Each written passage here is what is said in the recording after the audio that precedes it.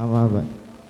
Pertama-tama marilah kita panjatkan puja dan puji syukur kehadirat Allah Subhanahu wa taala yang telah melimpahkan nikmat dan hidayahnya sehingga kita dapat berkumpul di kajian pada malam hari ini.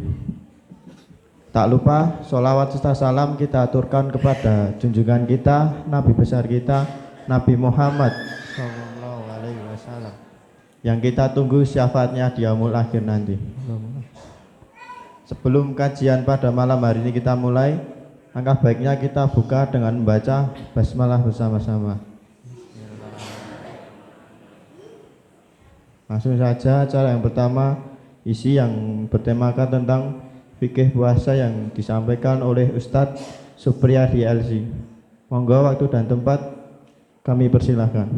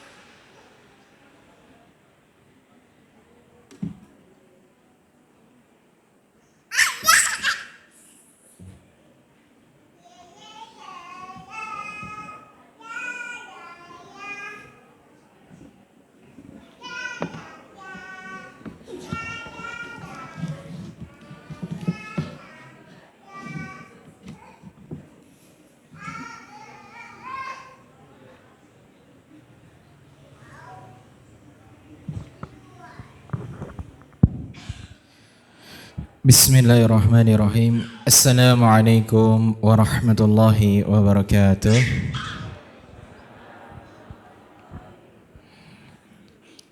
Innal hamdalillahi nahmaduhu wa nasta'inuhu wa nastaghfiruh wa na'udzu billahi min shururi anfusina wa min sayyiati a'malina. May yahdihillahu fala mudilla lahu wa may yudlilhu fala hadiyalah. Asyhadu an la ilaha illallah wa asyhadu anna Muhammadan abduhu wa rasuluh la nabiyya wa la rasula ba'dah. Qala Allah ta'ala fi kitabihil karim, a'udzu billahi minasyaitonir rajim. Ya ayyuhalladzina amanu taqullaha haqqa tuqatih wa la tamutunna illa wa antum muslimun. Wa qala fi ayatin ukhra, ya ayyuhalladzina amanu ya ayyuhan nasu taqu rabbakumul ladzi khalaqakum min nafsin wahidah wa khalaqa minha zawjaha wa batha minhuma rijalan katsiran wa nisaa'a wattaqullaha alladzi tasaaluna bihi wal arham innallaha kana 'alaikum raqiba. Wa qala fi ayatin ukhra, ya ayyuhalladzina amanu taqullaha wa qulu qawlan sadida yuslih lakum a'malakum wa yaghfir lakum dhunubakum wa may yuti'illaha wa rasulahu faqad faza fawzan 'azima. Amma ba'd, fa inna asdaqal hadits kitabullah wa khairal hadi hadi Muhammadin sallallahu alaihi wasallam wa syarral umuri muhdatsatuha wa kullu muhdatsatin bid'ah wa kullu bid'atin dhalalah wa kullu dhalalatin finnar. Bapak Ibu yang dirahmati oleh Allah, sehat sedanten nggih? Alhamdulillah. Insyaallah pada kesempatan kali ini kita akan memasuki babak terakhir dari pembahasan fikih puasa. Dan di akhir-akhir bulan puasa ada sebuah ibadah yang sangat mulia, yaitu pada 10 hari terakhir. Nah, di 10 hari terakhir itu ada ibadah yang sering sekali diabaikan oleh kaum muslimin. Napa niku Bapak Ibu? Namanya i'tikaf. Belum banyak masjid yang mengadakan i'tikaf di akhir Ramadan. Kalau di Solo alhamdulillah sudah mulai banyak. Tapi jujur mawon nggih Bapak Ibu, saya itu selama tinggal di kampung lahiran saya itu tahu syariat iktikaf itu justru ketika mulai tinggal di Solo. Saat usia saya itu sudah 20-an tahun gitu. Di kampung saya dulu tuh kayaknya enggak ada tradisi iktikaf. Napa kula sing kurang sobo masjid ya ora ngerti, tapi setahu saya enggak ada yang tinggal tidur di masjid di 10 hari terakhir itu. Nah, karena memang terkadang di masjid-masjid di tempat saya itu malah masjid niku nek dalu digembok gitu. Enggak boleh tidur, enggak boleh makan dan sebagainya. Nah, ini sebenarnya malah berlawanan dengan fungsi masjid itu sendiri. Di zaman Rasulullah Shallallahu Alaihi Wasallam ada orang-orang yang tinggal di masjid namanya ahlu sufah. Salah satu lulusan ahlu sufah yang terkenal itu Abu Hurairah. Periwayat hadis terbanyak, orangnya itu Islam cuma 2 tahun ketemu Rasulullah. Jadi dia berislam 2 tahun menjelang wafatnya Rasulullah. Belajarnya sama Rasul cuma 2 tahun. Tapi hadis yang dia dapatkan ribuan, yang dia hafalkan. Dan dia menjadi periwayat terbanyak yang ada dalam kitab-kitab hadis. Abu Hurairah namanya. Nah, para ahlus sufah ini tiap hari tinggal di masjid, makan ya di masjid, minum di masjid, kemudian tidur ya di masjid gitu. Yang itu terkadang oleh orang-orang sekarang itu dilarang gitu. Maka terkadang mungkin bisa jadi kekurang berkahan masjid kita itu karena kita sering membatasi fungsi dari masjid itu sendiri. Walaupun tentunya dalam artian ketika kita itu tinggal di masjid pasti ada adab-adab yang harus dipenuhi gitu. Jangan asal tidur di masjid terus sakarepe dhewe bikin berantakan, terus ngiler ngecas di sana kemari, nah itu nggak boleh gitu. Kalau di kampung saya itu mohon maaf malah diweden-wedeni biasanya anak kecil, "Kowe aja turu ning masjid. Engko ndak dipindah karo jin sing nunggu masjid gitu." Nah, jadi akhirnya apa? Anak-anak takut tidur di masjid, main di masjid gitu. Padahal ya generasi muda-muda inilah yang kelak akan memakmurkan masjid. Makanya kenapa kok masjid niku sing menghuni orang-orang sepuh danten gitu ya. Ya karena sing cilik do diusiri gitu sehingga melayune ning tempat-tempat internetan, game-game gitu. Jadi ya biarkan masjid itu ramai dengan anak kecil. Sing penting dikondisikan gitu. Orang tuanya dikondisikan, mengkondisikan itu. Gak masalah gitu. Daripada masjid niku anteng ning amarga ora ana wonge gitu. Sepi karena gak ada orangnya. Itu malah jadi angker tenanan mengke. Jadi Bapak Ibu yang dirahmati oleh Allah, insya Allah kita malam ini akan membahas mengenai i'tikaf. I'tikaf niku napa toh? I'tikaf itu artinya secara bahasa luzumu syai' wa habsun nafsi alaihi. Melazimi sesuatu, menetepi sesuatu gitu, menekati sesuatu, kemudian dia bersabar di atasnya.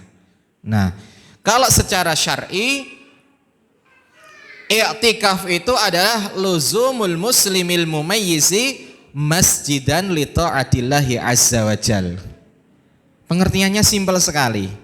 Seorang muslim yang sudah mumayyiz niku di atas di bawah balik gitu nggih. Nek balik niku kan tandane sampun mimpi basah atau sudah haid.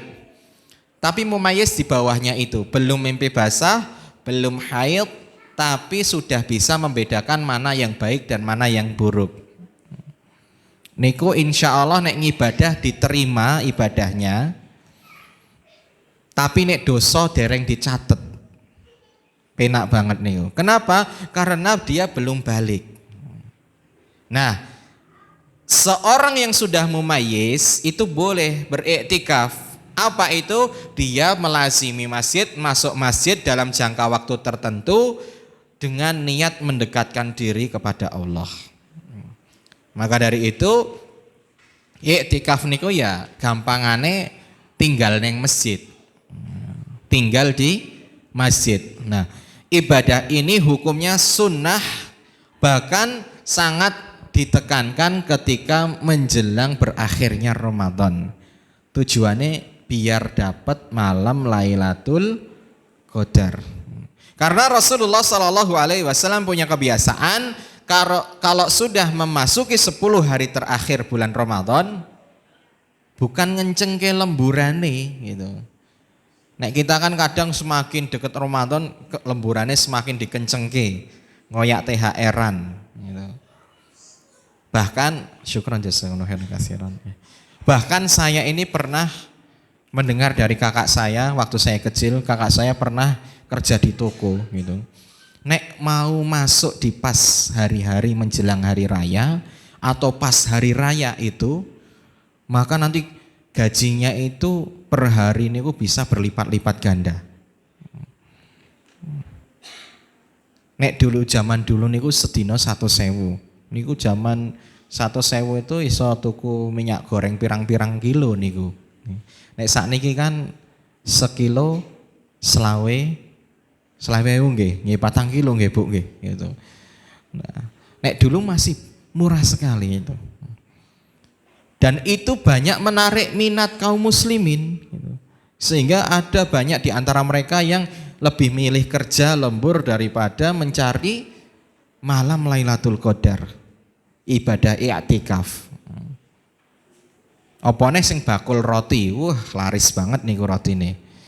Nglembur niku, nggih roti kering dibungkusi nih, kan lumayan niku.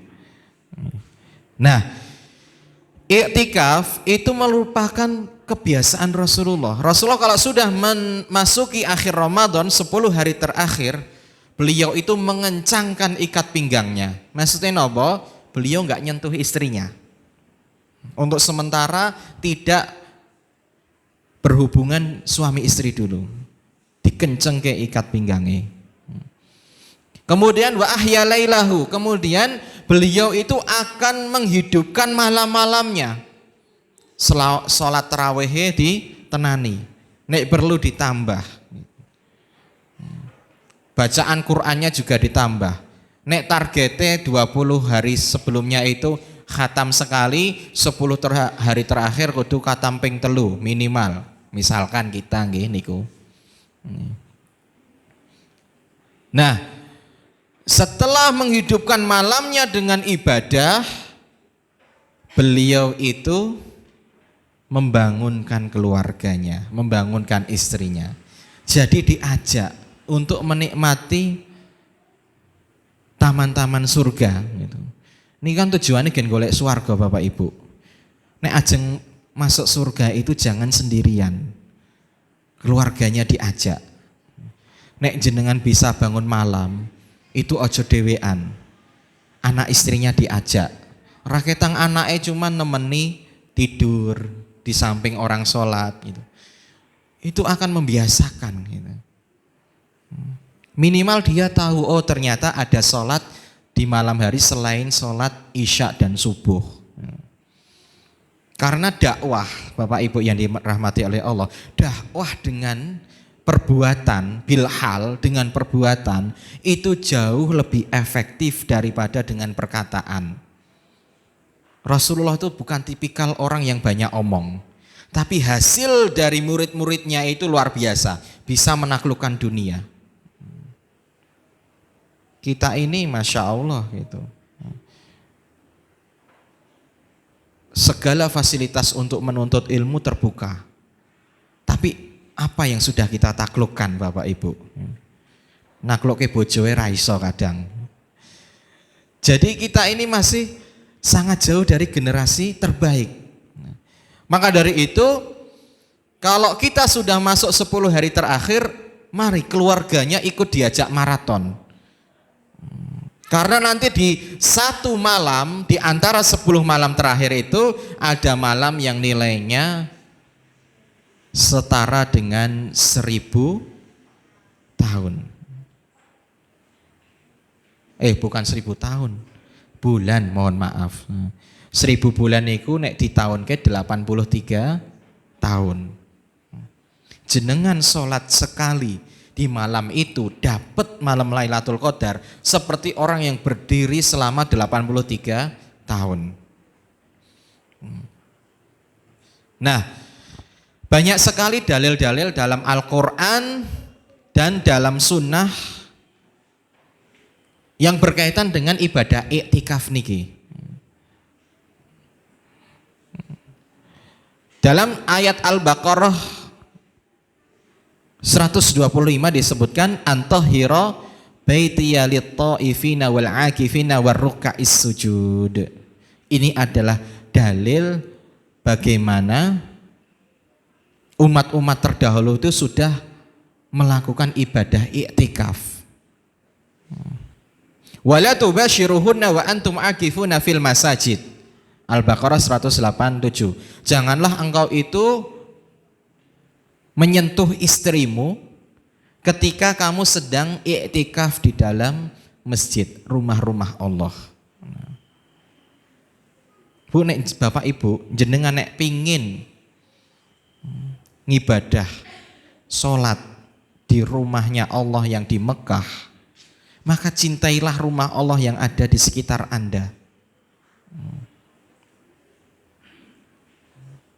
Bagaimana mungkin kita akan memenuhi panggilan rumah Allah yang ada di Mekah kalau panggilan rumah Allah yang di sekitar saja tidak kita penuhi. Jadi senang-senang tinggal berlama-lama di masjid. Semoga nanti Allah memanggil kita untuk berlama-lama tinggal di rumahnya yang ada di sana. Apalagi Ramadan, Masya Allah, umroh di Ramadan itu seperti pahala haji. Nah, Bapak Ibu yang dirahmati oleh Allah, adapun dalil sunnah adalah anna Nabiya sallallahu alaihi wasallam kana ya'takifu al-ashral awakhira min Ramadan hatta tawaffahullah. Rasulullah itu biasa beriktikaf di 10 hari terakhir sampai Allah wafatkan beliau. Jadi memang sudah menjadi agenda rutin. Rasulullah itu sudah memanajemen waktunya Bapak Ibu. Di antara 360 hari, beliau itu selalu mengkhususkan 10 hari untuk murni beribadah kepada Allah. Kita sudah pernah belum? Kita niki sudah berapa tahun? Nek usianya, misalkan usianya kita itu sudah 40 tahun. Berarti kita sudah 40 tahun dikali 360 hari. Pernah nggak sih kita memanajemen agar wis dunyone 350 wae sing 10 dinggo murni buat Allah? Apa kita ini terlalu sibuk atau terlalu bakhil sehingga Allah itu tidak pernah menjadi prioritas kita? Terkadang kita ini lebih takut kepada manusia daripada kepada Allah. Kita ini kadang lebih berbakti kepada manusia daripada kepada Allah. Mohon maaf gitu. Saya tidak mengatakan orang yang bekerja di kapal itu buruk, tidak. Tapi ada orang yang bisa di kapal, gak kemana-mana, di tengah lautan selama 6 bulan, 8 bulan. Ning kadang 10 hari di masjid itu susahnya bukan main gitu. Kita tugas di hutan misalkan, di hutan selama 2 tahun bisa gitu. Tapi kenapa 10 hari di masjid kadang kita berat? Kita dikirim ke pelosok di luar pulau, dinas bisa bertahun-tahun. Tapi terkadang kita 10 hari untuk yang menciptakan kita itu tidak ada. Maka jenengan Bapak Ibu, nek dalam seumur hidup gak pernah iktikaf, itu betapa bakhilnya kita. Betapa kita ini pelit sama Allah gitu. Rasulullah sing super sibuk, Rasulullah niku presiden, panglima perang, bojone sedoso, terus napa melih? Nggih menteri keuangan dan sebagainya, ngatur Baitul Mal. guru, dosen, semuanya ditandangi, neng masih bisa iktikaf tiap tahun. Kita yo presiden ora, panglima perang ora, bojoe mau siji gitu. Itu nggak bisa ngatur waktu kadang. Atau bahkan nggak ada keinginan sama sekali. Maka jangan sampai nggih, mumpung jenengan dikasih sama Allah Ramadan, semoga besok Ramadan dikasih waktu nggih. Bagi yang belum pernah melakukan iktikaf harus segera mengagendakan iktikaf gitu. Sebelum nyesel, sing makani jenengan niku mboten bosen jenengan. Bosen jenengan niku bahkan dipakani sama Gusti Allah gitu. Kenapa kita itu lebih manut sama manusia daripada yang menciptakan manusia? Nah, dalam iktikaf itu ada syarat-syaratnya. Syaratnya apa? Yang pertama adalah kedah muslim dan mumayyiz. Muslim niku ya beragamanya Islam, KTP-nya Islam. Wong nek iktikaf ning ora muslim nggih mboten diterima, mboten saged. Terus mumayyiz niku napa? Berakal maksudnya. Cah cilik ning iso mikir niku mboten napa-napa itu. Dijak mawon, bahkan mohon maaf Rasulullah itu sampai mendirikan tenda loh Bapak Ibu di masjid itu. Ya nek ning mriki nggih mboten saged nggih ngedeke tenda gitu. Nek ning Masjid Nabawi niku kan jembar nih gitu. Ning kene kayak tenda 10 ya umpek-umpekan gitu. Nah, di sana di Rasulullah itu biasa mendirikan tenda iktikaf itu. Saya pernah lihat di Masjid Solo ada yang boleh pakai tenda. Tendanya sanes tenda tentara napa tenda pramuka nggih. Tenda dom niku lho sing 1-2 orang niku. Nah. Jadi tendone sekali-kali diajak ning masjid. Ampun teng gunung terus. Itu boleh. Nah nek wong majnun, orang yang hilang akal itu juga enggak boleh iktikaf. Medeni mengke malahan. Terus anak kecil yang belum mumayyiz niku seandainya iktikaf mboten diterima ibadahnya. Ya cuman latihan aja berarti gitu. Membiasakan, mengakrabkan dengan masjid gitu. Nek saged nggih malah mungkin daripada mengke ngompol ning masjid ya ditinggal sik karo ibuke gitu. Tapi nek ampun saged pipis piyambak dibeto mboten napa-napa. Ngeramen-ngerameni masjid gitu. Enggak apa-apa Bapak Ibu. Masjid ramai dengan anak kecil itu jauh lebih baik. Kemudian yang kedua niat. Iktikaf niku nggak enten niate. Nek teng masjid kampung-kampung itu biasanya di atas ditempelai tulisan nawaitul iktikaf gitu. Karena iktikaf niku bisa dilakukan dalam mazhab Syafi'i niku berapapun waktunya boleh. Misalnya jenengan di luar Ramadan, saya mau iktikaf nanti ba'da subuh sampai syuruk, itu boleh. Saya mau iktikaf dari maghrib sampai isya, niku boleh. Sing penting dipakai untuk taqarrub ilallah. Baca Quran, zikir, atau misalkan ngaji taklim, boleh. Sing penting aja HP-nan wae gitu. Sakniki musuhne utama niku HP. Iktikaf ning HP-nan ya padha wae gitu. Kemudian selanjutnya adalah harus di masjid. Nek teng musala pripun? Nah, nanti ada pembahasannya. Masjid di sini harus masjid yang memang dikatakan masjid dalam artian bukan masjid rumah, kan biasanya di rumah ada masjid ya. Di rumah ada masjid, di pom bensin ada masjid. Nah itu bukan masjid yang diperbolehkan untuk iktikaf. Karena apa? Di syarat yang keempat, iktikaf itu hanya boleh dilakukan di masjid yang didirikan sholat Jumat. Kenapa? Karena nanti kalau jenengan iktikaf di masjid yang enggak didirikan sholat Jumat, mungkin nek sholat Jumat pas dinten Jumat kedah medal. Nah nanti bisa merusak iktikafnya. Nah, jadi kalau iktikaf harus yang didirikan sholat Jumat di dalamnya. Teng mriki kan dipakai sholat Jumat atau niki masjidnya? Ya alhamdulillah berarti boleh di sini iktikaf besok. nek ada gitu, nek ora PPKM gitu. Kemarin kan nggak boleh karena ada PPKM. Kemudian jadi apalagi kalau di masjid rumah, nek laki-laki kan kedah ting masjid salate gitu. Nah, nanti harus keluar masuk terus. Nah, ini merusak dari hakikat iktikaf itu. Karena iktikaf itu nggak boleh sering-sering keluar masjid. Kenapa? Karena nanti kalau keluar tanpa alasan yang dibenarkan itu bisa membatalkan iktikaf. Kemudian selanjutnya adalah suci dari hadas besar. Gitu. Maka orang yang junub, yang haid nggak boleh. Ibu-ibu yang haid mohon maaf nggak boleh iktikaf. Karena nggak boleh lama-lama di masjid. Gitu. Nek masjid dulu itu banyak pelatarannya, ada nek model masjid dulu joglo itu kan biasanya ada emperan-emperan luar gitu nggih. Nah itu biasanya dipakai untuk ibu-ibu yang haid, untuk ikut kajian dari luar atau untuk leren gitu nggih. Nah, tapi nek masuk di masjid mayoritas ulama tidak membolehkan. Walaupun sebagian ulama kontemporer membolehkan selama yakin bisa menahan atau aman darah haidnya gitu. Tapi kalau iktikaf tetap nggak boleh karena iktikaf itu kan harus menetap dalam jangka waktu yang cukup lama.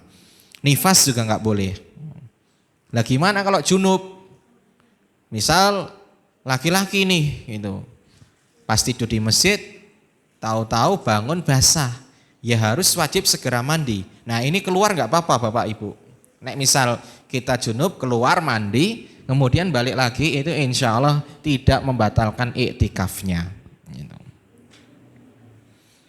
Kemudian syarat yang keenam, iktikaf niku kedah puasa apa enggak? Jawabannya yang rojih niku adalah puasa tidak menjadi syarat iktikaf. Berarti jenengan boleh kapan saja iktikaf. Bahkan jenengan iktikaf malam saja nggak apa-apa gitu. Biasanya kan enten model ngalong nggih, ngalong gitu. Saya beberapa kali menangani program iktikaf, biasanya niku nek isya niku kan didata dulu siapa yang mau iktikaf gitu. Nek peserta tetap niku biasanya langsung terinput gitu. Cuma nek sing ngalong itu kan kedah daftar. Soalnya biasanya beli konsumsi itu sesuai dengan orangnya gitu. Nah, maka biasanya sing ngalong niku didata. Nah, jadi iktikaf malam tok aja nggak apa-apa Bapak Ibu. Misal jenengan masih terikat kontrak kerja dan sebagainya, ya wis daftar di masjid yang boleh iktikafnya model ngalong gitu. Ning aja diniati gen iso buka karo sahur gratis nggih. Niku kleru. Harus diniati untuk biar bisa malamnya itu hidup untuk ibadah. Karena banyak Bapak Ibu orang yang datang ke masjid niatnya cuman melu sahur bareng, buka bareng. Boleh, silahkan gitu. Tapi nanti pahalanya nggak sama dengan orang yang datang kemudian niatnya menghabiskan malam di masjid, mbuh maca Quran ngantek turu gitu. Atau biasanya kan kita nek baca Quran itu pertama ndelok Quran, kok sing Al-Quran sing gantian deleng dhewe nggih. Karena sudah tahu-tahu sudah pindah dunia gitu, tidur gitu. Nah, tapi nggak masalah. Yang penting kita menghabiskan malam di masjid. Itu jauh lebih baik daripada jenengan di rumah ngobrol sama istri, ngerasani tanggane engko gitu. Nah, ini malah bahaya gitu. Ya minimal 10 hari terakhir niku harus husnul khotimah lah Bapak Ibu. Nah, jadi diminimalisir kontak dengan manusia. Nek memang jenengan siang harus kerja, niki sudah ada pengumuman PNS itu kayaknya sudah ada pengumuman ya kapan liburnya dan kapan napa niku harus masuk lagi itu. Kayaknya berapa hari tok gitu. Bahkan aturan terbaru itu boleh bukber tapi nggak boleh ngobrol katanya gitu. Piye wih bukber ning ora oleh ngobrol ya angel gitu. Wong kita niku makhluk sosial itu. Apane ibu-ibu gitu. Wah, angel nek ngobrol gitu. Nah, jadi nggak harus puasa dan jenengan iktikaf malam tok aja nggak apa-apa. Nah, dan kalau bisa 1 hari full itu jauh lebih bagus. Nek Rasulullah niku memang i'tikafe dari tanggal 21 sampai bodo. Niku full. Niku wis kalibre Rasulullah, imannya sudah luar biasa. Wis ora mikir engko sing makani sapa, sing anu sapa, wis bismillah itu. Rezeki Allah itu sudah ada yang ngatur gitu. Rezeki dari Allah itu sudah ada yang ngatur gitu. Apalagi dulu Baitul Mal kaum muslimin itu kuat gitu. Dan ditasarufkan sesuai dengan haknya gitu. Enggak diselewengkan dan sebagainya. Maka kegiatan-kegiatan seperti itu sudah ada anggarane istilah kita. Kemudian selanjutnya adalah waktu iktikaf kapan gitu. Dan sunnahnya apa saja, kemudian yang boleh dilakukan apa saja. Waktu iktikaf itu tidak ditentukan akolnya.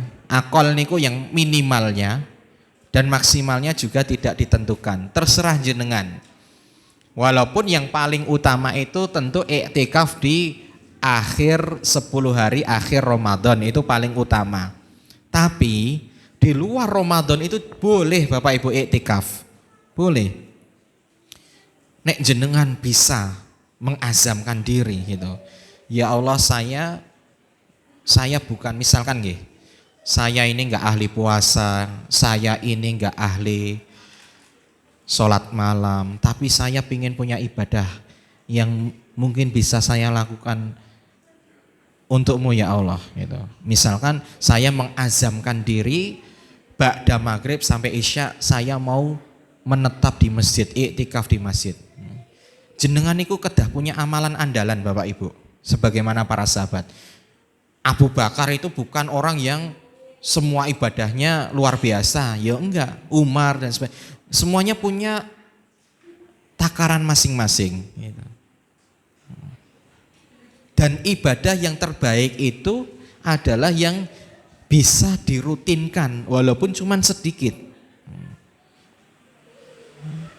Jadi enggak semua sahabat itu walaupun dibandingkan dengan kita jauh nggih kita, mereka ahli ibadah semua. Tapi enggak semuanya itu terus puasa Daud, terus sholat malamnya dari isya sampai subuh tiap hari. Enggak seperti itu juga.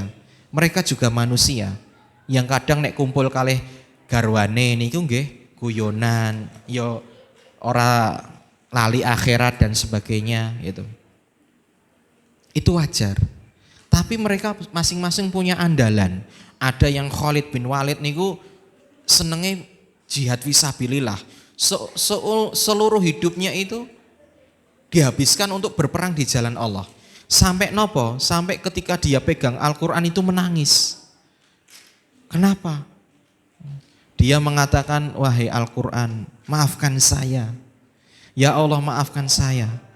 Karena jihad itu sudah menyibukkan saya dari membacamu. Khalid bin Walid niku saking sibuke perang, niku jarang maca Al-Quran. Ning ketika dia perang itu dia sudah mengamalkan apa yang ada di dalam Al-Quran. Nek kita ini kadang nggak sempat megang Al-Quran hanya karena sibuk dolanan HP misalkan. Sibuk nonton TV, sibuk ngopi, sibuk opo lah gitu. Nah, jadi iktikaf itu salah satu solusi untuk menebus kelalaian kita Bapak Ibu. Nek jenengan memang bisa mengazamkan diri dari maghrib sampai isya untuk iktikaf, itu luar biasa. Ya sebagaimana ibu-ibu itu biasanya mengazamkan wis jam 8 nganti jam 9 jatahku ndelok adab atau apa itu ya sinetron niku. Biasane napa niku? Ikatan Cinta napa-napa niku dhisik itu. Nah, kedah kuat azame kados ngoten. Nah, kemudian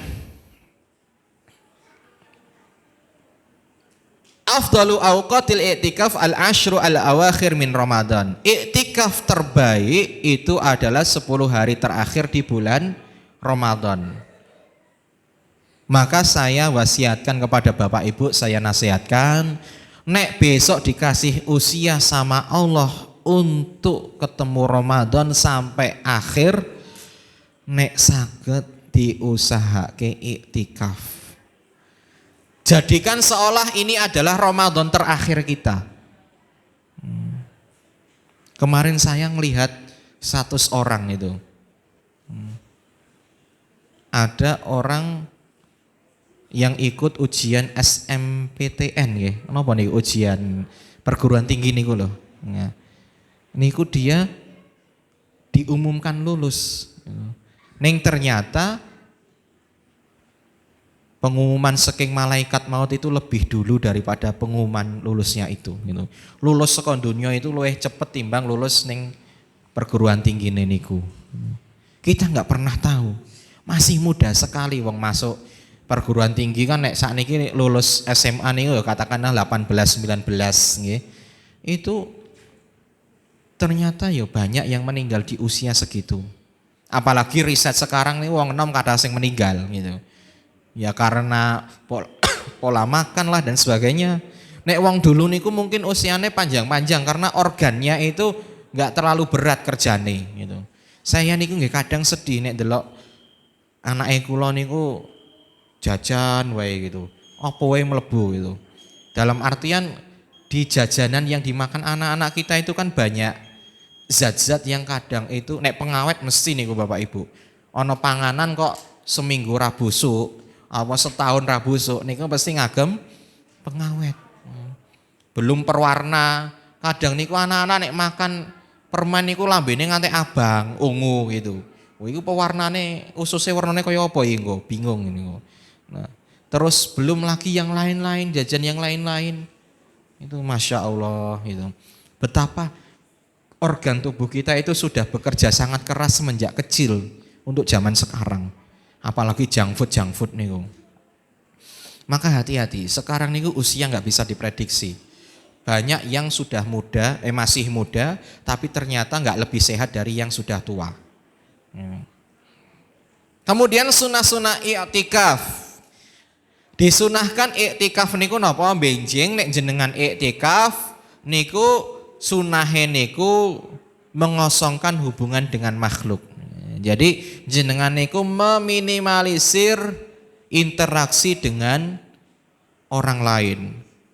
I'tikaf mangkat niatnya bener tekan masjid ketemu tanggane apa kanca suwe, kanca lawas. Akhirnya ngobrol wae. Ya ora sida i'tikaf dadine gitu. Jadi harus meminimalisir interaksi dengan orang lain. Itu i'tikaf. Kemudian cari ibadah yang memungkinkan untuk jenengan lakukan. Misal bisa baca Al-Qur'an, baca. Nek capek ganti salat. Kok nek salat wis pegel maca Qur'an. Nek wis emang ra kuat tidur. Nanti bangun lagi. Nek ijek kuat meneh gitu. Nah, jadi perbanyak salat, zikir, doa, tilawah, istighfar gitu. Nek perlu ya sing penting ibadah ini ku nyambung terus Bapak Ibu nek saged. Nek males maca Quran apa wis capek nggih istighfar sampai ketiduran gitu. Mungkin nek wis bangun lagi ambil air wudu, salat, sahur, kemudian salat subuh. Ya, perbanyak ibadah. Tetap ada tidurnya nggih Bapak Ibu. Dalam artian bukan berarti kita begadang semalam suntuk itu enggak gitu. Karena tubuh kita juga punya hak yang harus ditunaikan. Tetap harus istirahat. Dan jangan sampai gara-gara iktikaf nanti siangnya wen-wen tidur gitu. Dari jam 6 pagi sampai jam maghrib niku mau turun wae gitu. Biasane niku kan nek wong niku iktikaf niku sing dipentinge wengine. Awane niku dijar-jarne turu gitu. Tangi kok cek jam 09.00 turu meneh gitu. Tangi kok cek jam 10 turu meneh gitu. Wong nek luwe niku kan turu krasa suwe gitu. Akhirnya bangun kalau adzan. Habis adzan dikir bentar tidur lagi gitu. Yo akhirnya ya malah enggak berkah nanti. Kemudian apa saja yang boleh dilakukan saat i'tikaf? Nah, wa ma yubahu lil mu'takif wa yubahu lil mu'takif al khuruj minal masjid lima la budda minhu. Seorang yang sedang iktikaf niku angsal medal saking masjid Bapak Ibu. Selama ada keperluan. Misal, nek nggak ada panitia yang menyediakan makan minum, jenengan nggak apa-apa keluar sebentar beli makanan buat buka atau sahur, itu nggak apa-apa. Nek punya istri di rumah jauh lebih bagus, suruh nganterkan. Nah, terus jemput istrinya di luar, ngobrol boleh ngobrol, gitu. Makan, minum, buang hajat, BAB, BAK itu kan mesti keluar, nggak mungkin di dalam masjid itu ada kamar mandi, mesti di luar. Keluar nggak apa-apa, gitu. Tidak membatalkan iktikaf mandi. Nek wong Indonesia nih kan kebiasaan mandinya sehari 2 kali. Mandi mawon mboten napa-napa. Wudu, hadas, niku kedah wudu, nek batal nggih wudu, medal mboten napa-napa. Kemudian ngobrol niku nggih boleh. Nek siang itu misalkan ngobrol tapi kedah sing manfaat. Kedah sing manfaat. Ngobrol sing manfaat niku nggih kajian, gitu boleh, kajian ilmu boleh. Nek di full kajian nggih kurang pas. Kadang masjid-masjid sekarang itu saking semangatnya niku full kajian seharian sampai malam gitu. Padahal iktikaf niku sunahnya dibanyak-banyaki baca Al-Qur'an. Ibadah yang sifatnya pribadi gitu. Tapi nggak apa-apa. Misalkan memang ada kajian ilmunya nggih monggo mawon daripada ngobrol sing nggak manfaat gitu. Kemudian dikunjungi oleh keluarga niku boleh, istrinya datang ngantar makanan, jenengan duduk di luar ngobrol, itu boleh. Dikunjungi anaknya sore-sore gitu, boleh Bapak Ibu. Jadi coba saja jenengan nanti 10 hari nggak ketemu istri niku kados wong pacaran meneh mengke. Jadi romantis melih gitu. Beneran kok gitu. Dicoba aja gitu. Jenengan niku nek wong niku nek keseringan ketemu kan bosen gitu. Wong niku nek mau nikah gitu. Jangankan tahunan, bulanan wae. Lek dhisik pertama ngerti ayu wae, nek wis sebulan ya wis biasa. Gitu. Tanggane luwih ayu ketoke gitu. Nah, rumput tetangga lebih hijau. Nah, jenengan coba 10 hari nggak ketemu bojone, nggak tidur bareng gitu. Itu niscaya nanti cintanya akan terpupuk kembali. Romantis meneh. Bodoh itu wis merdeka tenan mengke gitu. Kemudian ngantarkan pulang, nguntapke niku nggih boleh gitu. Misalkan keluar masjid sampai Serambi gitu, itu boleh ngantarkan istrinya gitu. Gandengan tangan nggih monggo gitu. Boleh gitu. Tapi yo ojo terlalu mesra di depan umum, itu nggak boleh juga gitu. Kemudian makan minum di masjid niku boleh. Boleh makan minum di masjid dengan catatan harus menjaga adabnya, menjaga kebersihannya. Karena ini rumah Allah Bapak Ibu. Jenengan ada tamu mangane berantakan niku anyel boten. Yo anyel gitu. Berantak-berantaki gitu. Lah ini rumah Allah, jangan sampai kita bikin marah Allah gitu. Saya itu mohon maaf, makanya kalau kajian di masjid saya gitu, saya kasih pengumuman gitu. Bapak Ibu niki rumahnya Allah, tolong dijaga, jangan sampai bikin Allah marah gitu. Jadi kalau misal habis makan, habis minum air mineral, niku mohon dibawa ke tempat sampah. Jangan sampai hanya karena kita buang sampah Allah marah kepada kita. Karena buang sampahnya di masjid, di rumahnya Allah gitu. Yang harus kita jaga kebersihannya. Kemudian selanjutnya adalah pembatal iktikaf.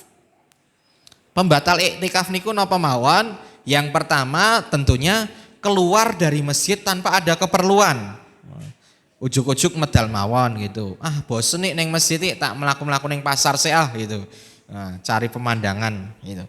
Yo niku batal nek ngoten niku Bapak Ibu.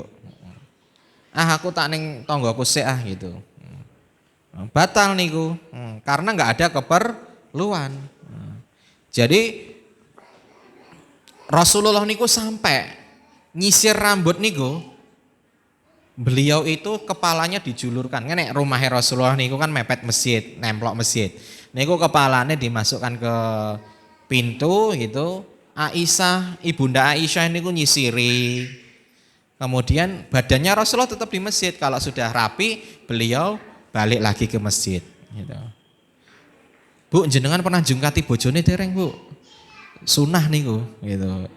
Nggih, jungkati gitu. Ora ndek rambut, lah ya wis piye gitu. Enggak apa-apa gitu, diminyaki gitu. Enggak masalah gitu. Harus kerjasama gitu. Nek enggak yo makaikan sepatunya suaminya. Nah, itu cara berbakti gitu. Makaikan baju. Nah, monggo mawon. Rasulullah niku napa sama istri itu kadang melakukan hal-hal yang ringan tapi itu bisa memupuk kemesraan gitu.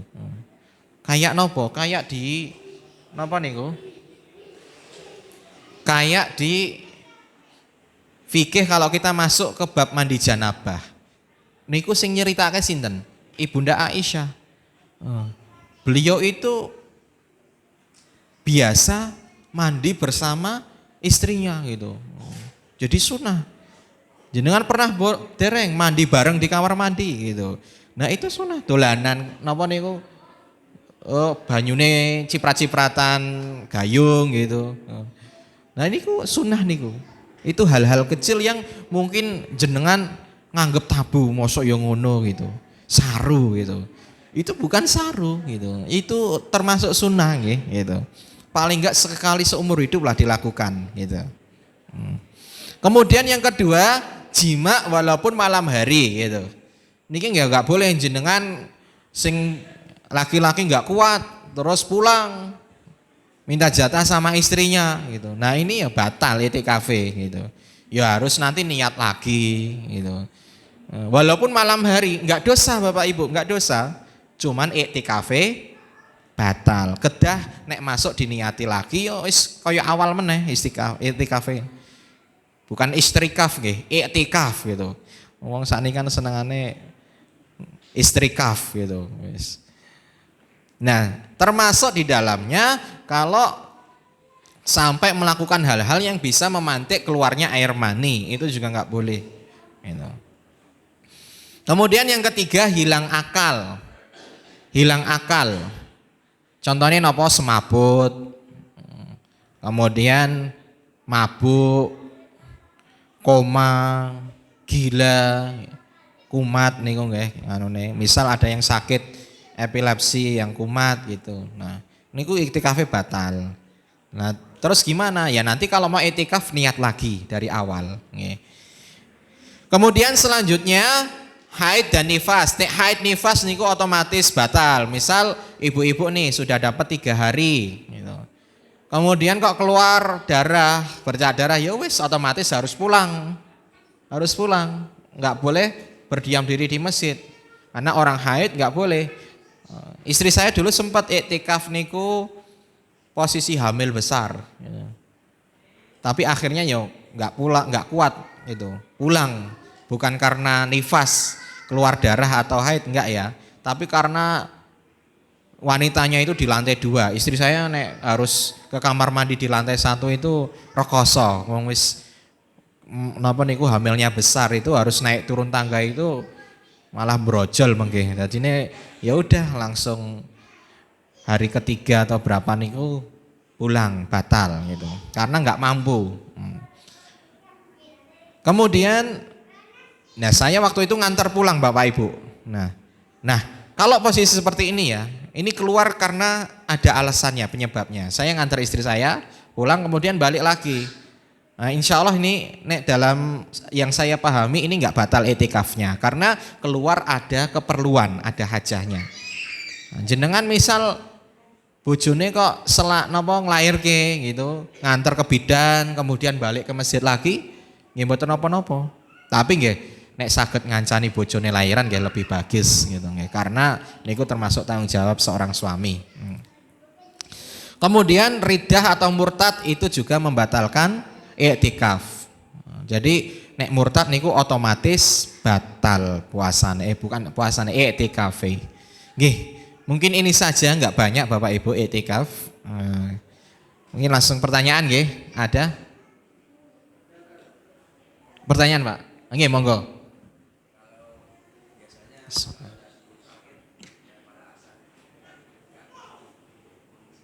Nggih.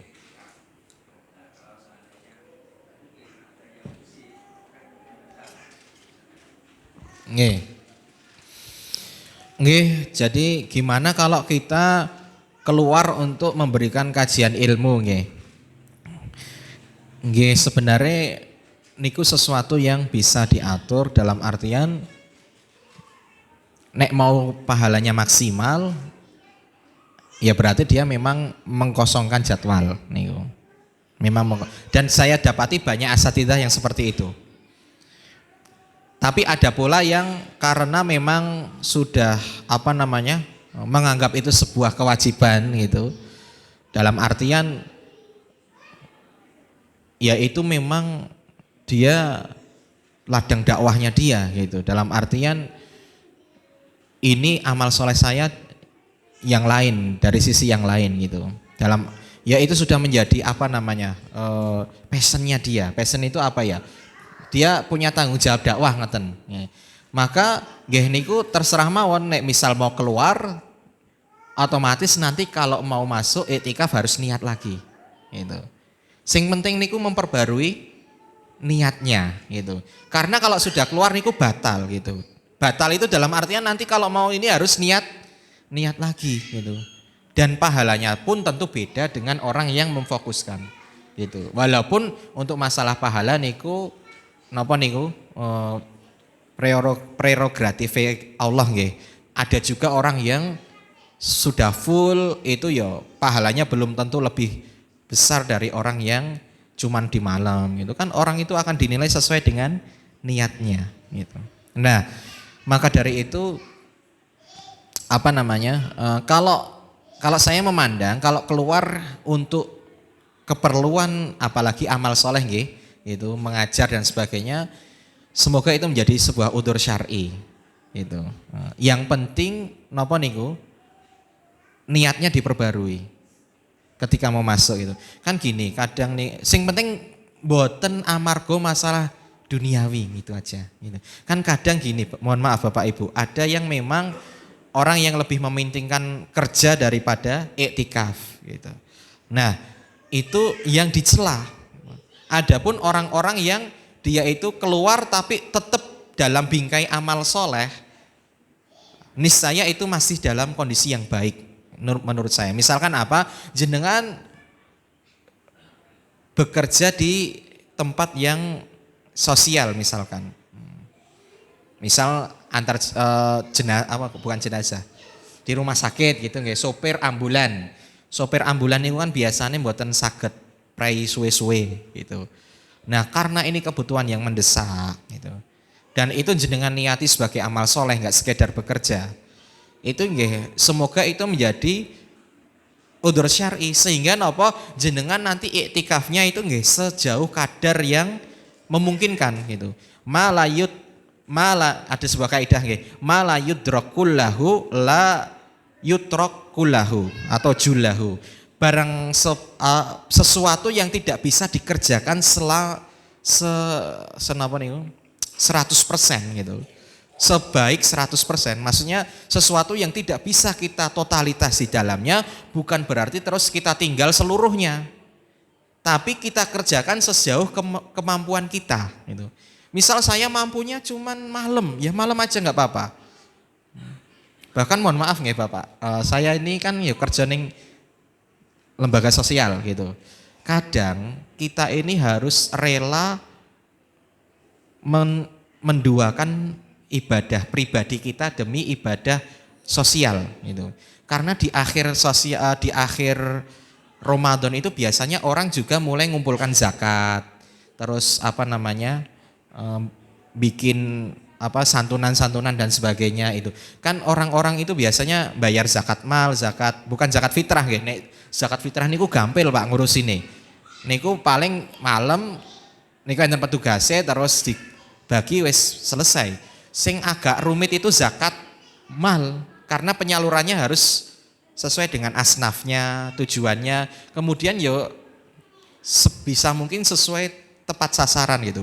Dan jumlahnya enggak sedikit Bapak Ibu nek zakat mal niku. Nek zakat Fitrah niku kan 3 kilo beras nggih. Nek zakat mal niku kan sesuai dengan banyaknya harta dia. Ada yang orang itu zakat malnya itu sampai 100 yuto, enten sing nganti 50 yuto, enten sing ya 1 yuto, 2 yuto, tergantung persentase kekayaannya. Nah ini kita ini dituntut untuk segera menyalurkannya. Nek enggak kita yang ngerjakan siapa lagi gitu. Ya akhirnya ya kita niatin niku amal soleh kita dan iktikaf tetap dikerjakan sesuai dengan kadar kemampuan. Nggih. Saya termasuk sing tipikal ngalong Bapak Ibu.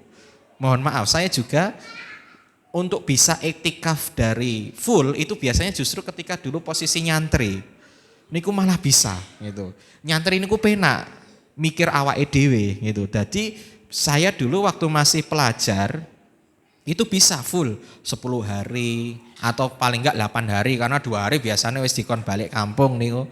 Nah, tapi justru ke sini semakin banyak tanggung jawab umat itu kadang malah semakin sibuk menjelang akhir Ramadan.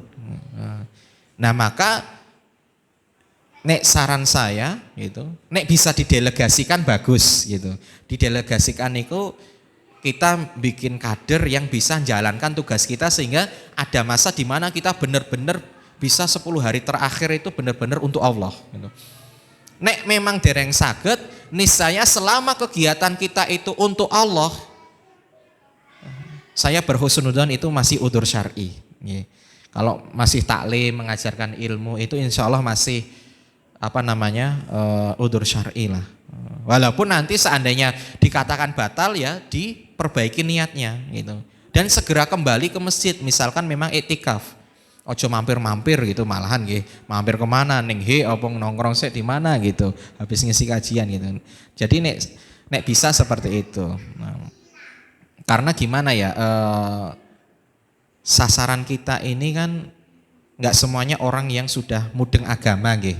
Ada saat dimana momen 10 hari terakhir itu dipakai untuk berdakwah dalam artian semakin banyak audiens yang bisa kita dakwahi gitu.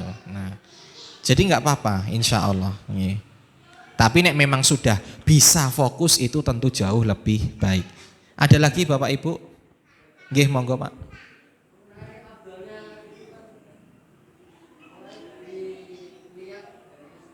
Oh, nek mau 10 hari nggih. Nggih. Pripun? Nggih.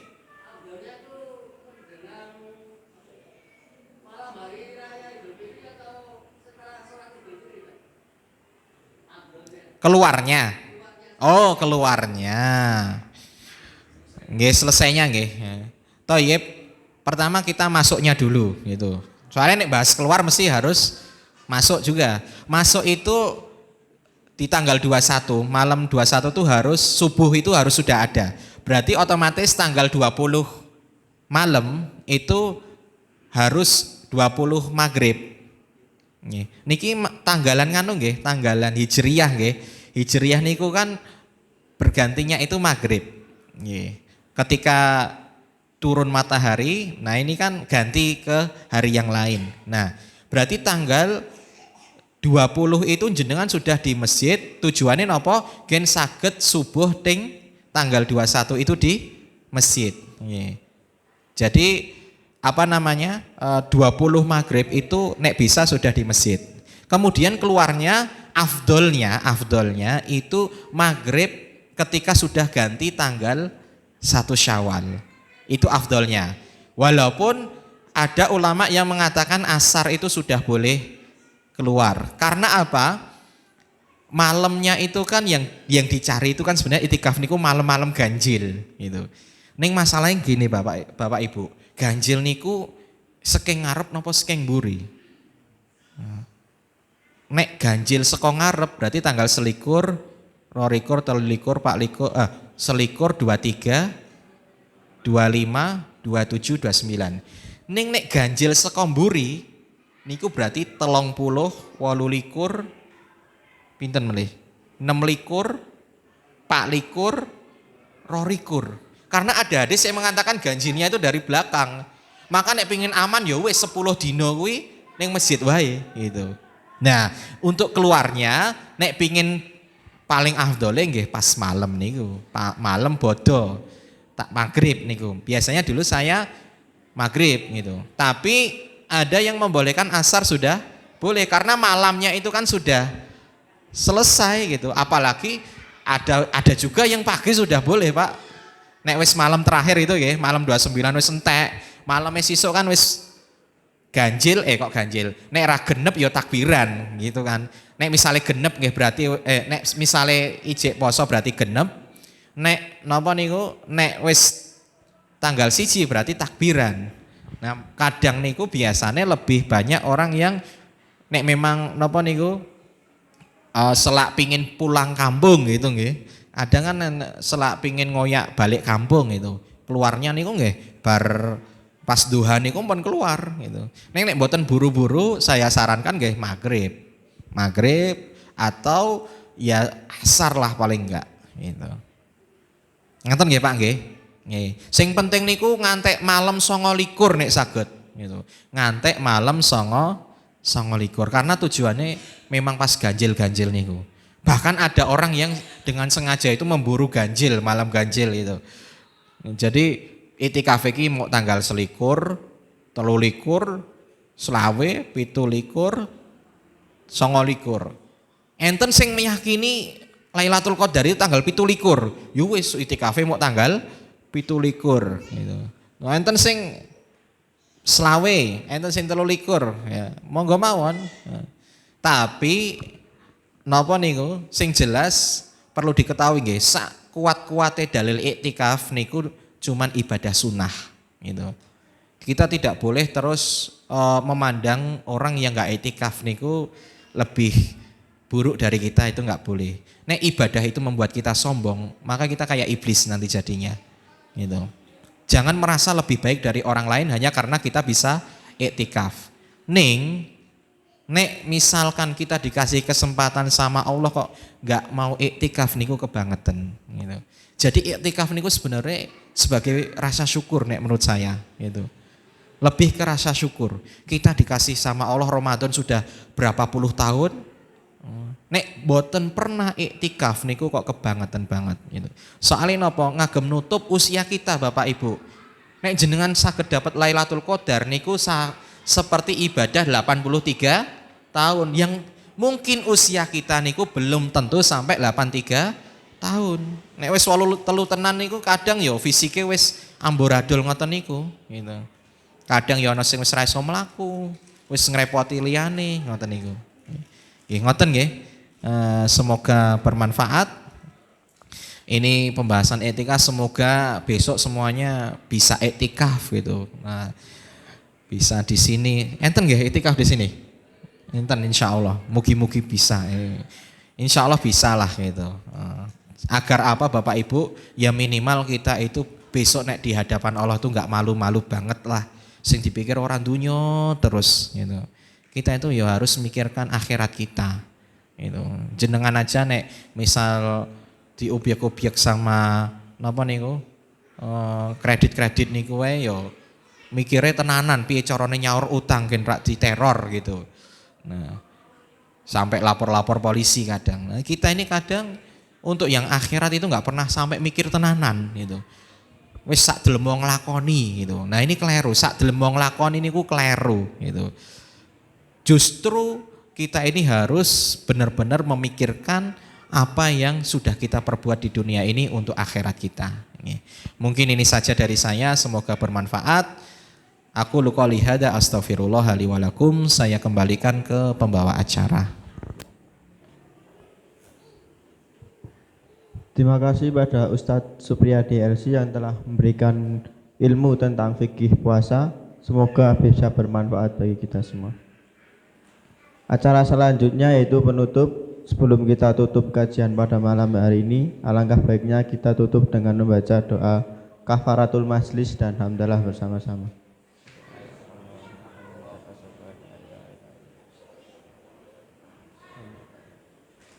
Dari saya cukup sekian, kurang lebihnya saya mohon maaf. Akhirul kalam. Assalamualaikum warahmatullahi wabarakatuh.